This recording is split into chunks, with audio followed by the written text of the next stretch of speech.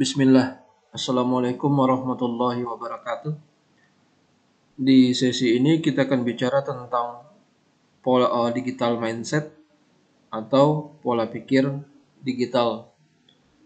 Nah, kita akan membahas di sini apa itu pengertian tentang pola pikir digital, kemudian pembagian pola pikir digital, karakteristik pola pikir digital, kemudian pola pikir digital apa yang harus kita miliki agar kita bisa menyesuaikan diri dengan era revolusi industri 4.0 sekarang. Kemudian bagaimana atau langkah-langkah apa yang perlu kita lakukan agar dapat memiliki pola pikir digital tersebut. Kemudian kita akan membahas tentang budaya digital dan kepemimpinan digital. Nah, sekarang kita lihat tentang pola pikir digital atau digital mindset. Akhir-akhir ini istilah digital ramai diperbincangkan oleh berbagai kalangan, di mana ada media sosial, big data, mobility atau pervasive computing atau komputer yang tertanam, embedded, cloud, artificial intelligence atau kecerdasan buatan, dan robotik. Nah, ini adalah sebuah atau kekuatan digital yang membuka peluang terjadinya disrupsi atau perubahan dan dekonstruksi dari tatanan dunia saat ini, di mana hal tersebut akan mempengaruhi setiap aspek kehidupan dan bisnis pada masyarakat atau manusia. Nah, agar organisasi terus berkembang, perlu disusun dan diterapkan strategi bisnis yang selaras dengan perubahan yang terjadi tersebut. Nah, karena itu, transformasi digital menjadi hal yang mutlak harus dilakukan oleh organisasi jika tidak ingin tergerus atau tersingkir dalam era digital ini.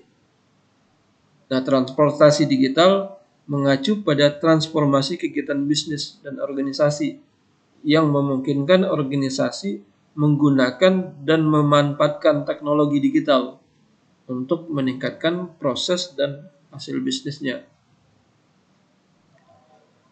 Transportasi digital pada sebuah organisasi akan membutuhkan orang-orang atau para insan organisasi yang memiliki pola pikir digital atau digital mindset, di mana orang-orang tersebut tidak hanya sekedar implementasi teknologi digital saja, tapi benar-benar memiliki cara berpikirnya. Banyak organisasi yang terpaku pada transformasi digital saja, sehingga lebih banyak berinvestasi. Kalau kita lihat organisasi itu hanya pada teknologinya saja, hanya berinvestasi pada peralatannya saja atau pada perangkat lunaknya saja. Padahal pola pikir digital bukan hanya kemampuan untuk menggunakan teknologi, namun merupakan sikap dan perilaku yang berorientasi. Jadi berorientasi pada pemanfaatan dari teknologi digital tersebut dalam melakukan berbagai aktivitas. Nah, kesiapan digital mindset artinya pola pikir untuk siap atau keterbukaan informasi, serta mampu menemukan strategi dan solusi terbaik bagi perusahaan. Nah, tanpa adanya pola pikir digital di para karyawan atau orang-orang yang menjalankan sebuah organisasi, maka akan sulit bagi organisasi tersebut untuk membentuk organisasi digital. Jadi peran pentingnya di sini adalah orangnya.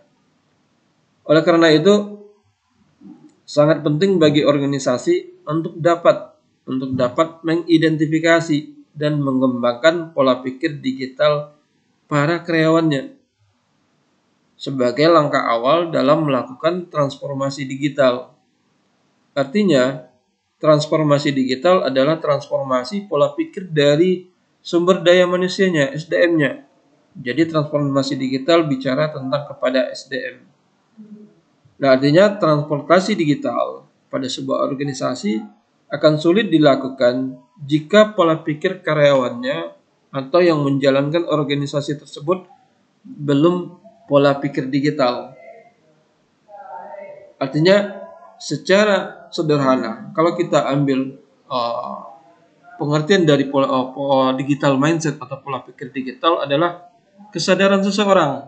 Jadi kesadaran seseorang akan adanya manfaat dalam menggunakan peralatan digital, di mana bukan hanya sekedar kemampuan untuk menggunakan teknologi itu saja.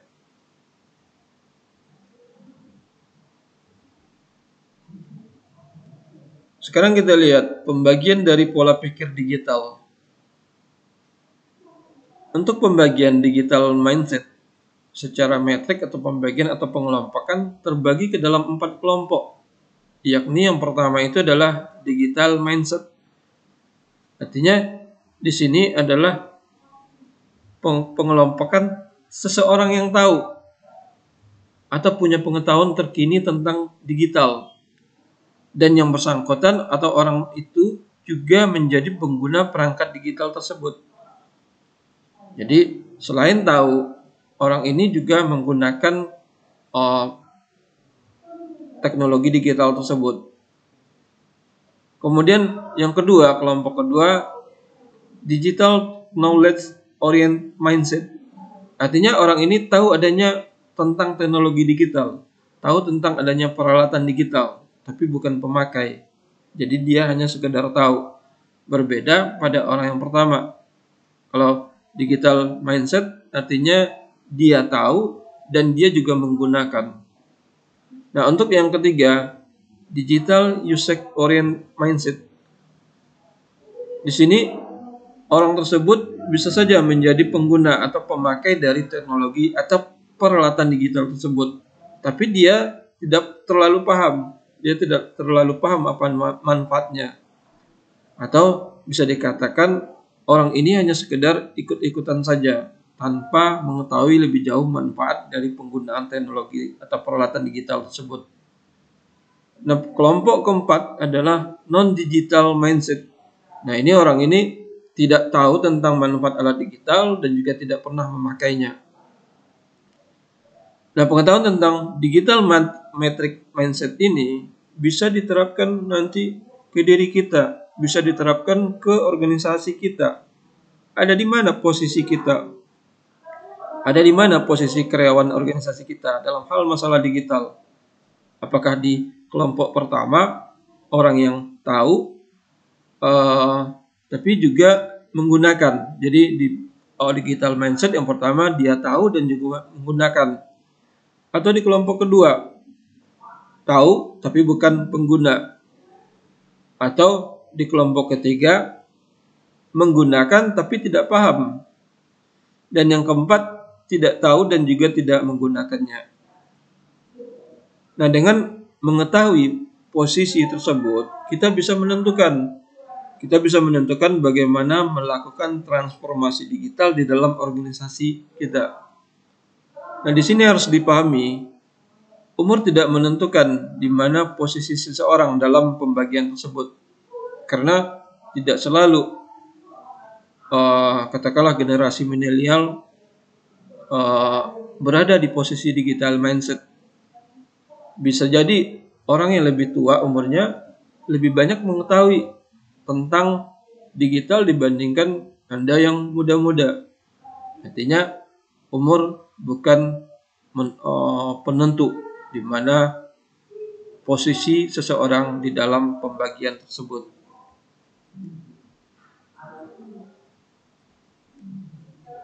Nah, sekarang kita lihat karakteristik dari digital mindset.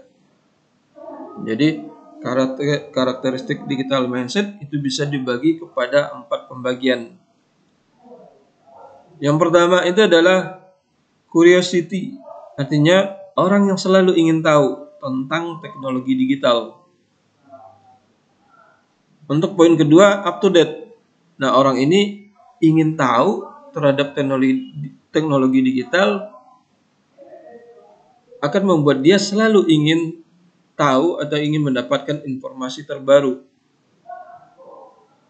Kemudian yang ketiga, the use of digital technology.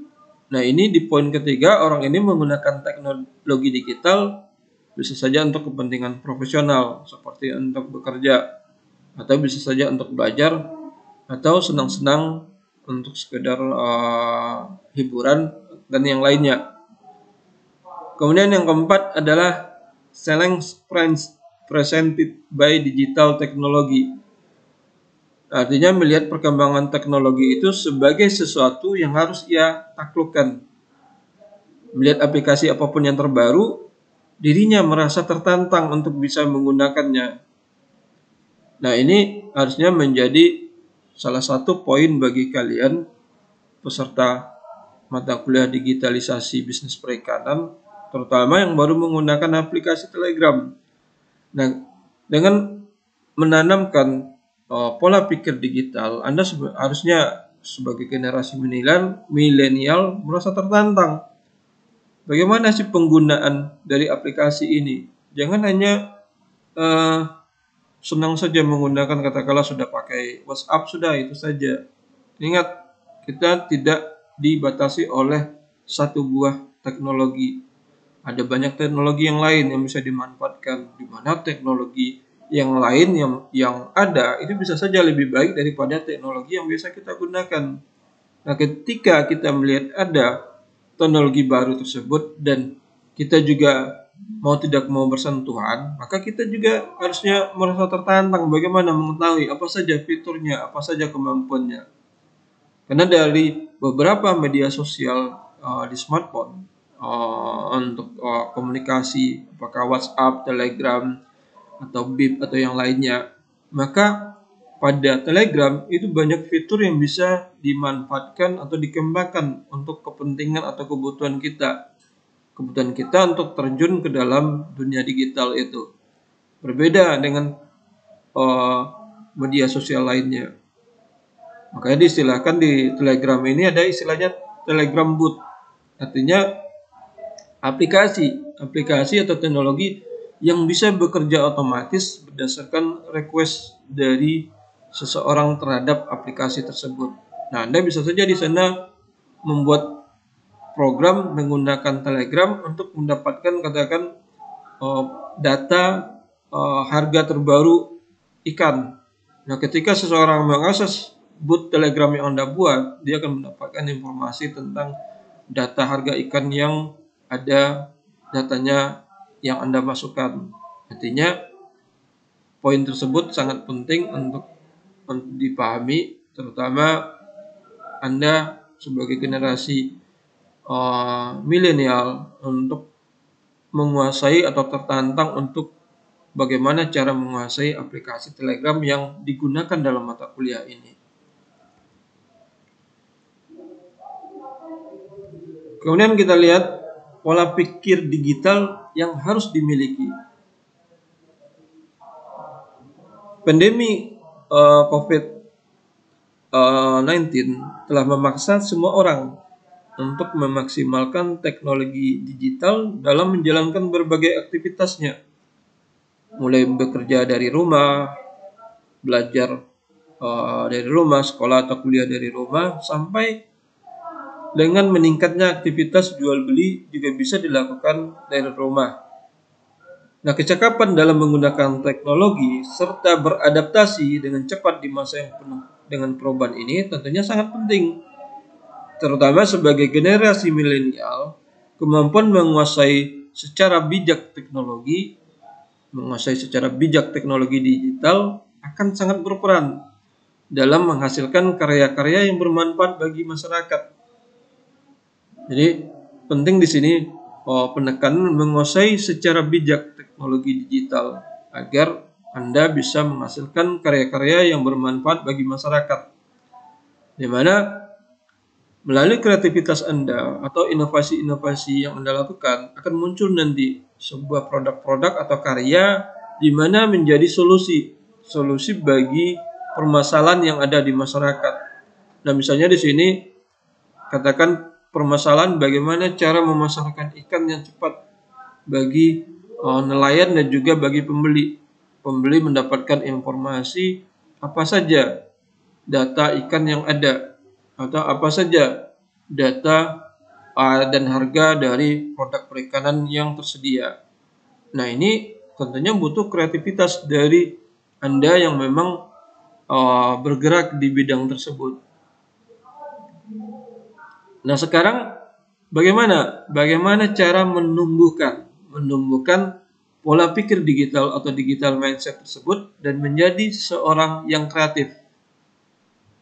Nah, kalau bicara tentang cara, ada 10 cara yang mungkin perlu dimiliki, di mana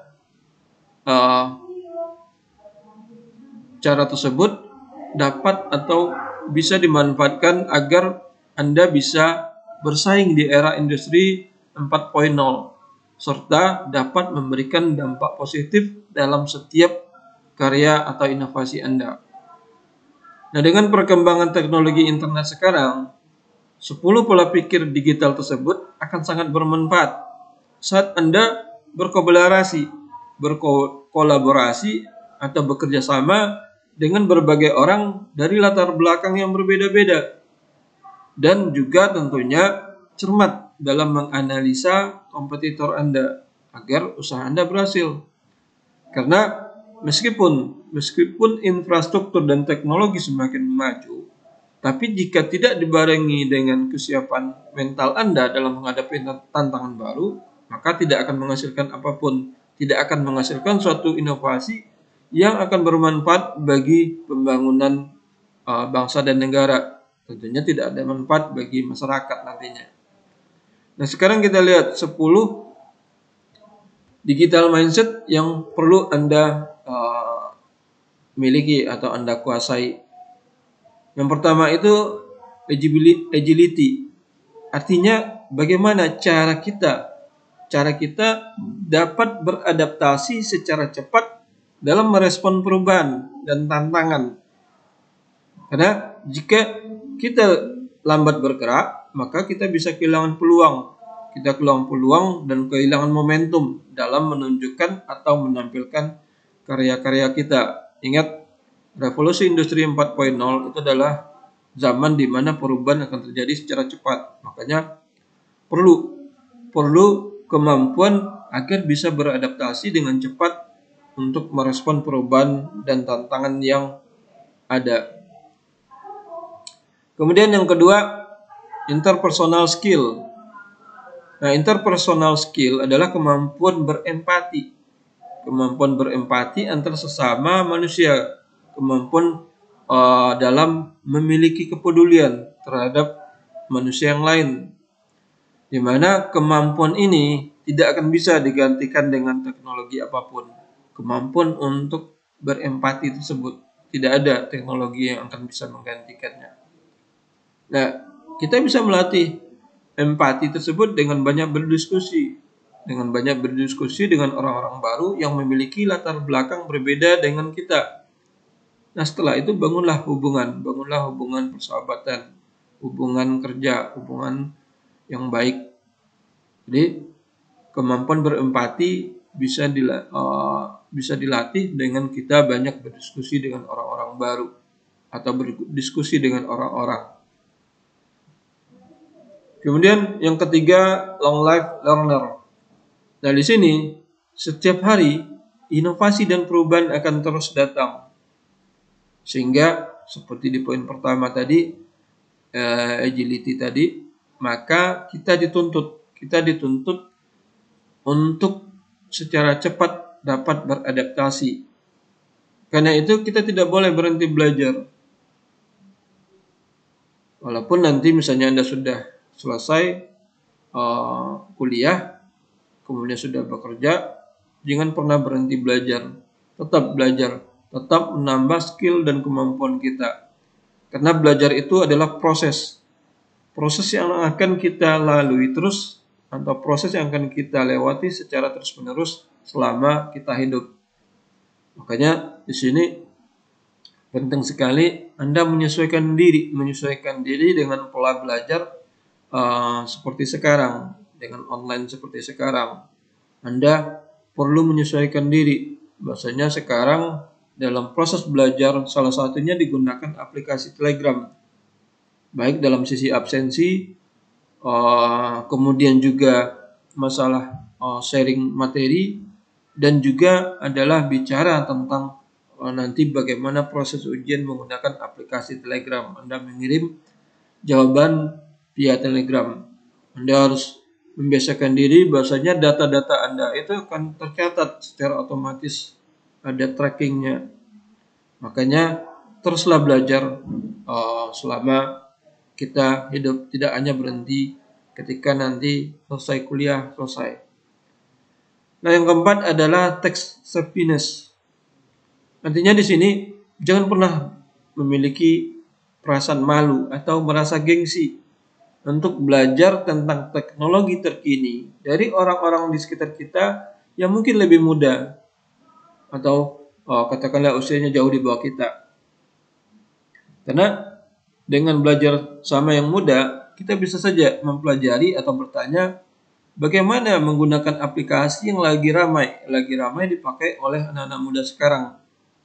Ya, walaupun sekarang Anda masih dalam kategori anak-anak muda, artinya bisa saja nanti belajarnya kepada remaja. Artinya dengan belajar ke mereka dan penggunaan aplikasi yang mungkin sedang ramai mereka gunakan, kita bisa melihat potensi pasar. Potensi pasar apa yang bisa kita berikan atau kita buat atau kita buka untuk kalangan muda tersebut, sehingga kita jadi tahu ini bentuk cara kita untuk masuk ke pasar dari sisi remaja atau anak mudanya. Berikutnya data literasi. Nah, di sini dalam data literasi sama dengan masalah kepedulian, empati. Artinya kemampuan membaca data dan meramunya. Meramunya menjadi solusi dari suatu permasalahan menjadi atau menghasilkan sebuah inovasi. Nah, di sini kemampuan tersebut tidak bisa digantikan oleh teknologi. Tentunya di sini butuh kemampuan dari kita. Bisa saja nanti ada aplikasi yang bisa membaca data, kemudian meramunya, tapi belum tentu bisa untuk memberikan solusi permasalahan. Jadi biasanya data yang ada diramu, kemudian dihasilkan sebuah katakanlah sebuah hasil atau sebuah data statistik, maka tetap masalah solusinya atau bagaimana mengatasi suatu masalah atau menghasilkan sebuah inovasi itu butuh kepada sisi manusianya. Nah, karena itu penting bagi kita untuk lebih kritis dalam membaca data agar Anda bisa menghasilkan sebuah produk inovasi yang tepat sasaran. Nah, penting di sini adalah SDM-nya, diri kitanya. Kemudian yang keenam adalah creativity and innovation. Nah, di sini pada umumnya walaupun tidak mutlak, biasanya anak-anak muda itu memiliki kreativitas yang tinggi yang bisa menghasilkan sebuah inovasi tanpa ada rasa ragu atau takut atau khawatir dengan risiko. Dan mungkin salah satu kelebihan bagi kalian yang masih muda-muda untuk mencoba menghasilkan sebuah inovasi. Karena memang ketika muda itu risikonya agak sedikit terabaikan. Yang penting maju saja. Nah, namun tentunya dalam melakukan itu tetap butuh sebuah keterampilan. Artinya di sini untuk melakukannya Anda perlu memiliki sebuah ilmu atau kecakapan dalam berkomunikasi agar menghasilkan suatu karya yang dapat bermanfaat bagi orang lain. Jadi tidak main asal maju saja. Itu artinya bukan anak muda yang memiliki skill atau memiliki inovasi. Itu bisa dikatakan seseorang yang cuma modal nekat saja. Kemudian yang ketujuh, digital and coding skill. Nah, di sini memang kalau kita lihat dalam revolusi industri 4.0, maka kemampuan tentang masalah atau keterampilan tentang membuat sebuah coding itu sebenarnya cukup penting. Karena ketika Anda mempelajari coding, maka setidak-tidaknya akan melatih Anda bagaimana menyelesaikan suatu masalah. Walaupun Anda tidak perlu harus jadi seorang ahli, tapi dengan Anda tahu, karena memang implementasi sekarang rata-rata sudah menggunakan teknologi, tentunya Anda harus paham pola kerjanya. Karena kalau tidak, bagaimana Anda mau katakanlah menghasilkan sebuah inovasi, di mana inovasi sekarang adalah selalu akan terkait dengan masalah teknologi. Jadi dengan Anda belajar memahami atau belajar coding, maka setidak-tidaknya nanti Anda akan terbiasa dalam memecahkan masalah yang berhubungan dengan teknologi digital. Kemudian yang 8 adalah leadership, kepemimpinan. Dan terutama ketika Anda masih muda, banyak-banyaklah ikut organisasi yang baik. Banyak-banyaklah ikut organisasi yang memang bermanfaat. Dan banyaklah ikut kegiatan volunteer untuk melatih kemampuan memimpin Anda. Karena sebaik atau secanggih apapun teknologi, tidak akan bisa mengambil peran manusia dalam leadership. Bukan mesin yang akan memimpin kita, tapi manusialah tetap yang jadi pemimpin. Itulah dinamakan atau istilahnya Society 5.0. Artinya Social Society 5.0, artinya manusia di sini yang tetap berperan di dalam kemajuan teknologi. Yang ke-9, problem solving, artinya kemampuan dalam melihat sebuah permasalahan dengan kritis, dengan baik, dengan benar, lalu memberikan solusi yang tepat dan menciptakan inovasi. Nah, ini sangat penting untuk dimiliki. Tentunya ini akan terlatih berdasarkan atau sejalan dengan waktu ketika Anda sering untuk terlibat dalam suatu pekerjaan. Nah, yang terakhir adalah cross-culture understanding. Nah, internet membuka jalan bagi kita untuk berkolaborasi atau bekerja sama dengan orang-orang dari seluruh penjuru Nusantara atau dari dunia lainnya, dari negara lainnya. Nah, kemampuan dalam memahami dan menerima perbedaan yang ada, ini akan sangat penting, akan sangat menentukan bagaimana cara Anda bisa berkolaborasi atau bekerja sama dengan orang lain. Tidak bisa lagi Anda hanya merasa diri Anda saja yang hebat, atau Anda hanya merasa kelompok Anda saja yang hebat. Kalau seperti itu, maka Anda tidak akan pernah bisa bekerja sama dengan pihak lain. Karenanya penting untuk melatih bagaimana cara bekerja sama dengan orang lain. Nah, sekarang kita lihat bagaimana langkah-langkah dalam memiliki pola pikir digital. Kalau kita lihat pola pikir digital atau digital mindset merupakan hal yang bisa dilatih dan dibentuk. Jadi tidak semacam datang begitu saja atau sudah dimiliki oleh seseorang begitu saja, tidak. Tapi bisa dilatih dan dibentuk. Nah, ada 7 kriteria yang mendorong seseorang agar dapat memiliki pola pikir digital. Yang pertama, abundance mindset. Artinya pola pikir yang menganggap bahwa sesuatu itu tak terbatas. Jadi pahami di sini, sesuatu itu bukannya tidak terbatas, tapi kalau misalnya Anda pernah dengar istilah unlimit itu bukan tidak terbatas. Tetap memiliki batasan sesuai dengan kemampuan pada alat itu. Tapi tidak dibatasi pada ruang-ruang yang lebih yang jelas, tapi dikatakan adalah unlimit, sesuatu yang tak terbatas. Artinya unlimit bisa dikatakan sebenarnya banyak. Kemudian di sini dalam abundance mindset ini kita tidak sulit untuk mencari atau mendapatkan sesuatu itu. Walaupun memang kalau kita lihat persaingannya banyak, tetapi banyak sumber daya lain yang bisa kita gunakan atau kita dapatkan. Nah, pola pikir yang harus dibangun di sini adalah bahwa ini bukan sebagai kelangkaan.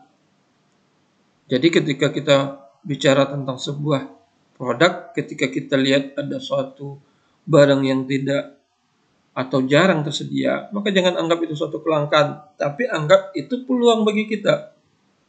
Peluang bagi kita untuk melakukan inovasi di bagian tersebut. Nah, berikutnya grow mindset. Artinya pola pikir yang beranggapan bahwa segala sesuatu itu bisa ditingkatkan. Jadi kemampuan kita itu akan bisa ditingkatkan. Keinginan untuk selalu meningkatkan pengetahuan dan keterampilan, maka itu adalah sebuah cara berpikir. Bahasanya keterampilan kita, ilmu kita, pengetahuan kita itu bisa ditingkatkan. Jadi tidak berhenti hanya pada atau beranggapan bahwasanya kita itu hanya keterampilan kita seperti itu terus, tidak, tapi bisa ditingkatkan. Kemudian yang ketiga, collaborative approach. Nah, di sini biasanya orang-orang tersebut akan mencari peluang berkolaborasi atau bekerja sama dengan pihak lain. Nah, di sini pada poin collaborative approach ini ada keterkaitan nanti dengan abundance mindset. Artinya bagaimana cara ketika sesuatu itu katakan jarang atau langka, kita bisa melihat peluang untuk bekerja sama dengan pihak lain. Yang keempat, agile approach. Nah, agile bisa dikatakan atau diartikan sebagai kemampuan beradaptasi. Jadi bicara secara bahasa, agile adalah adaptasi. Namun bedanya dengan adaptasi biasa adalah kalau bicara adaptasi itu terkesannya lebih pasif saja. Sementara agile ini lebih aktif. Adaptasi dilakukan jika terjadi perubahan. Sementara kalau agile berupaya mencari perubahan apa yang bisa dilakukan tanpa harus menunggu adanya perubahan. Jadi selalu berusaha untuk melakukan inovasi perubahan terhadap apa yang sudah ada untuk sesuatu hal yang lebih baik. Nah, orang-orang yang seperti ini biasanya akan selalu berpikir atau memiliki cara berpikir yang cenderung lebih digital karena selalu mencari cara yang lebih memudahkan. Kemudian yang kelima, comfort with ubiquity, merasa nyaman dengan ketidakpastian. Nah, era digital bisa dikatakan era ketidakpastian. Artinya era di mana perubahan terjadi dengan sangat cepat. Nah, sehingga jika kita ingin membentuk pola pikir digital kita, maka kita harusnya senang dengan munculnya perubahan untuk dalam masalah yang lebih baik. Tapi kalau misalnya sekarang seperti contohnya Anda tidak nyaman dengan penggunaan Telegram, maka Anda sebenarnya sekarang sedang membatasi dengan atau sulit untuk membentuk pola pikir digital. Artinya ketika ada perubahan, kita merasa senang, kita berusaha untuk mempelajarinya. Jadi ketika ada perubahan, karena dunia digital itu adalah dunia yang selalu berubah dengan cepat. Ada sekarang digunakan, sebelumnya mungkin Anda terbiasa atau senang dengan WhatsApp, sekarang muncul atau digunakan dalam mata kuliah dengan Telegram yang lebih memberikan data yang lebih tepat ketika misalnya seperti absensi pada bagian sebuah kanal di Telegram, maka tentunya Anda belajar untuk menyesuaikannya. Nah, ini dikatakan adalah kalau orang yang tidak nyaman dengan perubahan, maka akan sulit untuk membentuk pola pikir digital. Jadi ketika nyaman dengan perubahan, maka orang-orang ini akan lebih mudah dalam membentuk pola pikir digital. Kemudian yang keenam, explore mind. Nah, orang yang di bagian keenam ini adalah orang yang senang. Orang yang senang mencari atau mengeksplorasi peluang. Apa masalahnya, kemudian solusinya bagaimana, akan selalu dilihat atau dicari oleh orang-orang ini. Dan yang terakhir, embracing diversity atau adapting diversity. Artinya perbedaan bukan sesuatu hal yang menghambat. Jadi pahami bahwasanya perbedaan bukan sesuatu yang menghambat. Termasuk perbedaan berpikir harus diakomodir untuk melihat sudut pandang lain. Sehingga dengan cara berpikir seperti ini, kita akan bisa melihat sesuatu yang baru. Kita melihat sesuatu yang baru artinya kita bisa melakukan sebuah inovasi baru. Inovasi baru terhadap pekerjaan atau hal-hal yang berada di sekitar kita. Jadi perbedaan bukan sesuatu yang menghambat, itu sesuatu yang harus ditanamkan.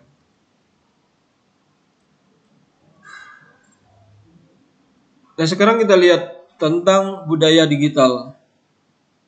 Nah, transformasi digital dalam organisasi pertama kali dibangun melalui kultur yang mendukung adanya digitalisasi pada berbagai aktivitas bisnis yang dilakukan di dalamnya. Kalau kita lihat saat ini di Indonesia, budaya digital masih didominasi oleh penggunaan media sosial, di mana hal ini seiring dengan semakin meluasnya penetrasi jaringan internet ke berbagai daerah di Indonesia. Nah, dengan melihat kondisi ini, untuk beberapa tahun ke depan, sepertinya media sosial akan masih menjadi atau membawa pengaruh terbesar dalam budaya digital Indonesia. Tapi tidak kalau kita lihat di negara-negara yang lebih maju. Kalau dilihat dari laporan perusahaan media sosial di berbagai negara maju, maka menunjukkan data yang sebenarnya cukup menarik. Karena pengguna media sosial semakin berkurang, atau bisa dikatakan sudah stagnan, tidak lagi ada penambahan. Kalau tidak berkurang, misalnya jadi stagnan. Jadi dari informasi itu terlihat bahwasanya ada tren yang menunjukkan bahwasanya pengguna media sosial semakin mengurangi lama penggunaannya atau semakin lama menggunakan media sosial dalam kehidupan sehari-hari. Nah, kalau kita lihat di Indonesia, itu sebenarnya saat sekarang bisa dikatakan cukup mengkhawatirkan, terutama masyarakat sekarang membaca suatu informasi yang didapat dari media sosial tanpa tahu benar atau salahnya, atau cuma dengan membaca judulnya saja kemudian ikut berkomentar tanpa memiliki skill atau memiliki kemampuan atau pengetahuan tentang hal tersebut. Nah, ini kita lihat di media sosial begitu maraknya sekarang kalau kita lihat di Indonesia, sehingga membawa efek atau hal-hal buruk ketika informasi yang tidak benar kemudian di-share di tengah masyarakat. Nah, membangun kultur bukan hal yang dapat dilakukan dalam semalam. Pada organisasi, semua pihak yang terlibat di dalam riset melihat adanya satu atau lebih karakteristik yang melekat dalam organisasi mereka. Salah satunya adalah pola pikir. Melalui pola pikir yang relevan, kultur dapat dibangun, budaya itu dapat dibangun dan dilestarikan, sehingga transformasi digital dapat diwujudkan. Nah, disinilah digital mindset itu memegang peranan penting dalam prosesnya. Cara pikir kita. Artinya, kita lihat transformasi digital bukan hanya soal artificial intelligence, bukan tentang kecerdasan buatan saja, bukan bicara tentang big data saja, ada data yang sangat banyak saja, atau bicara tentang machine learning saja. Hal-hal sederhana seperti bagaimana cara kita berkomunikasi, melakukan pencatatan, hingga memecahkan suatu masalah dengan lebih efektif. Itu adalah pendekatan terbaik untuk menerapkan transformasi digital pada prosesnya. Singkatnya, transformasi digital adalah tentang sumber daya manusia yang mengubah cara mereka dalam melakukan pendekatan pada masalah bisnis dan di mana mereka bisa menemukan solusinya. Artinya, yang harus dipahami sekali, teknologi dan internet bukan hal yang mendorong transformasi digital, tapi yang mendorong itu adalah manusianya, kitanya. Nah, berikut hal-hal yang dapat membantu dalam membangun kultur dengan digital mindset di organisasi. Jadi bisa atau dapat membantu dalam membangun budaya digital. Yang pertama, pahami bahwasanya kita bisa karena terbiasa. Kita lihat tanpa kita sadari banyak aktivitas sehari-hari yang berurusan dengan aktivitas dunia kerja yang dapat kita lakukan dengan bantuan teknologi dan digitalisasi. Artinya bukan tidak mungkin dengan membiasakan diri dengan penggunaan teknologi dan digitalisasi di lingkungan kerja, maka kita akhirnya menjadi terbiasa dalam kehidupan kita tentang penggunaan teknologi atau digitalisasi tersebut. Ketika kita mulai, mungkin menjadi hal yang merepotkan. Ketika awal-awal kita mulai, maka mungkin menjadi agak susah. Tapi yang perlu kita ingat, manusia itu memiliki kemampuan untuk belajar, kemampuan untuk beradaptasi dengan sesuatu yang baru. Orang yang tidak mau beradaptasi atau mempelajari hal-hal baru, maka akan menjadi bisa dikatakan orang-orang yang stagnan. Artinya ketika awalnya kita repot melakukan sesuatu, kemudian karena kita sudah akhirnya menjadi biasa saja atau sudah paham, itu sebenarnya karena kita terbiasa melakukannya. Nah, contohnya seperti kita menggunakan komunikasi dengan WhatsApp atau email dalam kehidupan sehari-hari sebelumnya. Sebelum maraknya penggunaan WhatsApp, awalnya dulu orang menggunakan media komunikasi di smartphone juga pakai BBM, BlackBerry Messenger. Artinya sekarang berganti dengan WhatsApp. Nah, sekarang juga kemudian berganti dengan Telegram. Artinya awalnya kita yang merasa susah, kemudian karena terbiasa, beberapa waktu saja kita sudah bisa bertukar atau berganti atau saling sharing informasi dengan mudah. Kita sudah bisa saling kirim dokumen atau katakan menyimpan file penting kita supaya bisa diakses bersama, atau menyimpan file kita bisa ditempatkan di cloud. Nah, ini tidak bisa dilakukan di WhatsApp. Kalau di WhatsApp Anda hanya menyimpannya di smartphone Anda. Nah, kalau dengan aplikasi seperti Telegram, maka Anda bisa menyimpan file Anda di cloud, bukan di smartphone Anda. Anda bisa saja upload file sampai 1 giga, tapi tidak membebani ke smartphone Anda. Kenapa? Karena memang filenya bukan ditaruh di smartphone kita, tapi ditempatkan pada sebuah komputer server atau komputer cloud.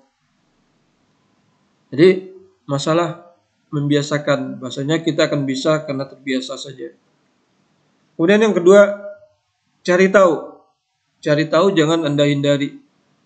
Teknologi dan digitalisasi sejatinya untuk mempermudah manusia untuk melakukan sesuatu, bukan mempersulit.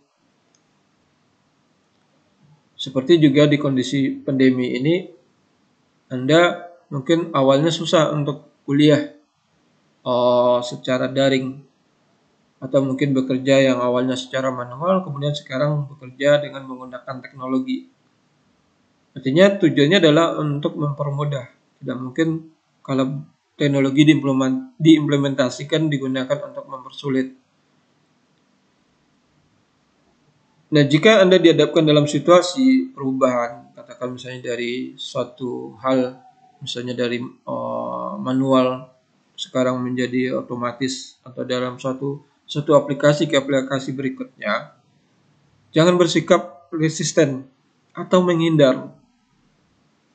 Kunci penting dalam membangun budaya dengan digital mindset adalah selalu menjaga cara berpikir kita. Menjaga cara berpikir kita agar selalu terbuka. Begitu juga nanti kalau Anda dalam dunia kerja, pahami bahwasanya penggunaan teknologi serta digitalisasi dapat memungkinkan Anda untuk melakukan sesuatu hal yang awalnya tidak mungkin, sekarang menjadi mungkin. Contohnya seperti mengadakan rapat. Nah, rapat bisa saja dilakukan dengan secara online, sehingga Anda tidak harus berada pada lokasi tersebut. Atau Anda bisa saja mengirim file kerja tanpa Anda harus ke kantor. Jadi, banyak penerapan dalam teknologi itu sangat membantu dalam dunia kerja. Begitu juga kalau seandainya Anda butuh katakanlah misalnya membuat laporan, Anda bisa saja mengirimnya melalui teknologi tanpa harus mendatangi lokasi tersebut. Nah, dengan begitu artinya yang perlu dipahami, Anda perlu mencari tahu atau Anda dapat mencari tahu penggunaan teknologi yang tepat untuk menyelesaikan berbagai pekerjaan yang ada dan tentunya menerapkannya dengan baik. Karena kalau teknologi dibuat kemudian tidak digunakan secara tepat, tentunya tidak menghasilkan seperti yang diharapkan. Nah, yang ketiga, berikan motivasi yang tepat. Artinya di sini digital mindset tidak dapat membudaya begitu saja di lingkungan kerja tanpa motivasi yang tepat. Artinya di sini untuk mewujudkan bentuk yang lebih konkret, motivasi seluruh SDM yang ada. Nah, kalau Anda misalnya katakan sebagai pimpinan, motivasi seluruh karyawan Anda. Anda sebagai karyawan di sana, motivasi diri Anda dan teman Anda, teman kerja Anda. Tentunya motivasinya dengan infrastruktur yang ada. Jangan bicara untuk membuat tentang budaya kerja menggunakan teknologi yang belum diimplementasikan, tentunya tidak akan sejalan. Kemudian meningkatkan kapasitas tentang pemahaman tentang masalah digital, baik secara formal maupun informal. Artinya bisa saja dengan membaca untuk informal atau dengan pelatihan untuk yang formalnya. Kemudian kalau Anda sebagai pimpinan, beri apresiasi terhadap inovasi dan performa yang dihasilkan oleh karyawan Anda. Dihasilkan yang menggunakan tentunya di sini adalah teknologi dan digitalisasi. Intinya digital mindset menjadi salah satu kompetensi yang harus dimiliki oleh kandidat pimpinan atau karyawan agar dapat memberikan performa terbaiknya dalam berbagai situasi dan kondisi. Terutama kalau kita lihat sekarang adalah dalam masa pandemik sekarang, di mana bisa saja nanti bekerjanya dari luar atau dengan kondisi sekarang walaupun pandemik sudah berakhir, mudah-mudahan atau insya Allah berakhir, maka bisa saja kita bekerja secara remote tanpa harus berada pada satu lokasi. Nah, berikutnya yang akan kita bahas adalah pemimpin digital leadership. Istilah kepemimpinan digital muncul ketika adanya revolusi industri 4.0. Nah, ketika revolusi industri 4.0 ini memang banyak muncul istilah-istilah baru. Ada juga yang dimunculkan dengan sekarang istilahnya digital marketing 4.0, atau ada juga yang sekarang yang membuat istilahnya ASN 4.0.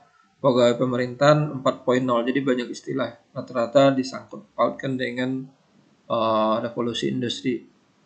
Nah, jadi istilah kepemimpinan digital muncul ketika adanya revolusi industri 4.0 yang menyebabkan adanya transformasi digital untuk menunjang kepemimpinan. Nah, untuk menunjang transformasi digital, maka kepemimpinan digital atau digital leadership menjadi komponen yang sangat penting. Pemimpin digital merupakan seseorang yang mampu memanfaatkan teknologi informasi untuk mencapai tujuan bersama dalam sebuah organisasi. Jadi bukan tujuan pribadi di sini, karena kita pemimpin. Di sini dibicarakan adalah pemimpin. Nah, kepemimpinan digital juga dikenal sebagai e-leadership. Kalau bicara tentang digital, biasanya dibuatkan di awalannya dengan elektronik. E-book artinya buku elektronik. E-market artinya pasar elektronik dan yang lainnya. Artinya kepemimpinan digital juga dikenal sebagai e-leadership atau kepemimpinan elektronik yang diperkenalkan oleh Aurelio Kahai dan Dodds yang dimuat dalam artikel ilmiah A Leadership Implication for Theory, Research, and Practice. Nah, menurut artikel tersebut, leadership terjadi dalam konteks environment, artinya kebutuhan elektronik, di mana pekerjaan dilakukan melalui teknologi informasi, terutama di sini adalah penggunaan internet. Jadi kuncinya di sini adalah internet. Nah, sekarang apa karakteristik dari pemimpin digital? Jadi kalau bicara karakteristik, terdapat karakteristik leadership yang membedakan dengan kepemimpinan biasa atau kepemimpinan tradisional.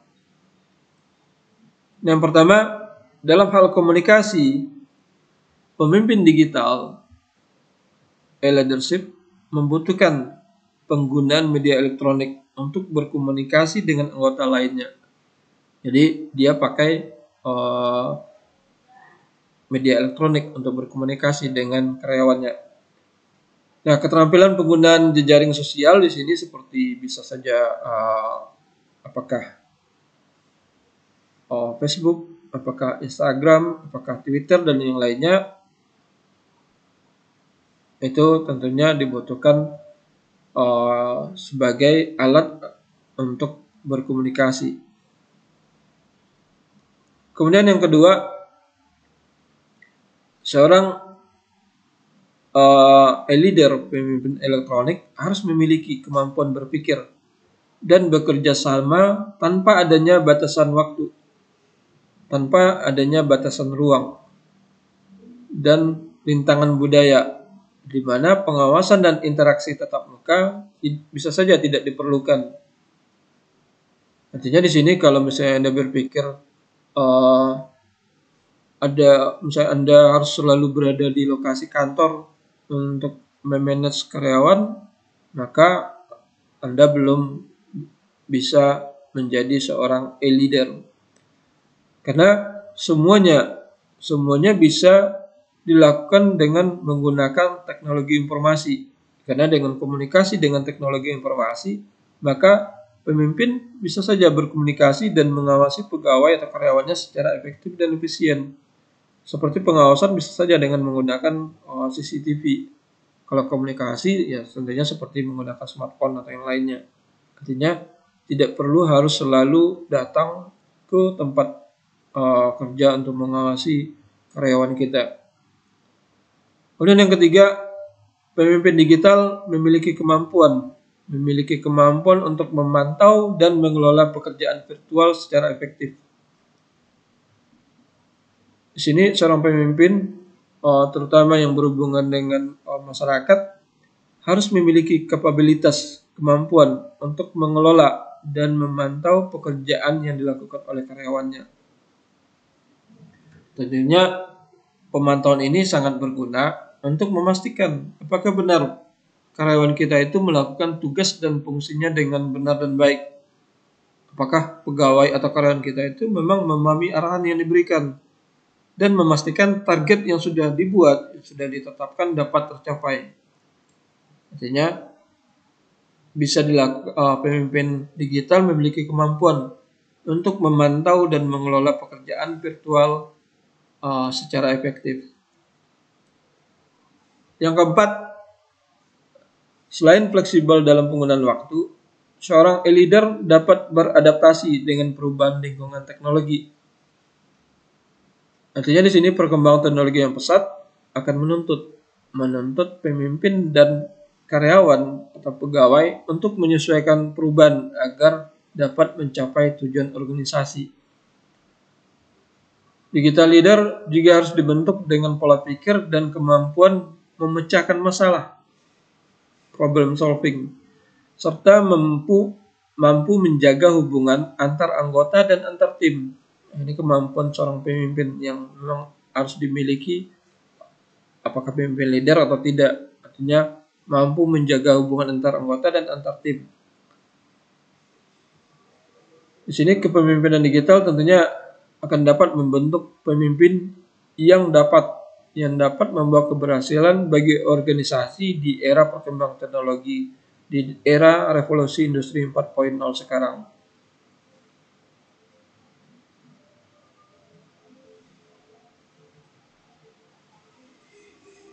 Nah, salah satu ciri pemimpin e-leader, di mana e-leader ini juga cocok untuk diterapkan pada seorang pemimpin yang mempunyai gaya kepemimpinan transformasional. Nah, salah satu ciri pemimpin transformasional ini adalah ideal influence, di mana perilaku pemimpin yang memberikan visi dan misi kemudian akan mendapatkan respek dan kepercayaan dari bawahan, serta akan memunculkan rasa bangga dari pegawai atau karyawan yang dipimpinnya. Jadi bangga memiliki pemimpin yang memiliki kemampuan yang baik. Baik, itu materi untuk digital mindset atau pola pikir digital.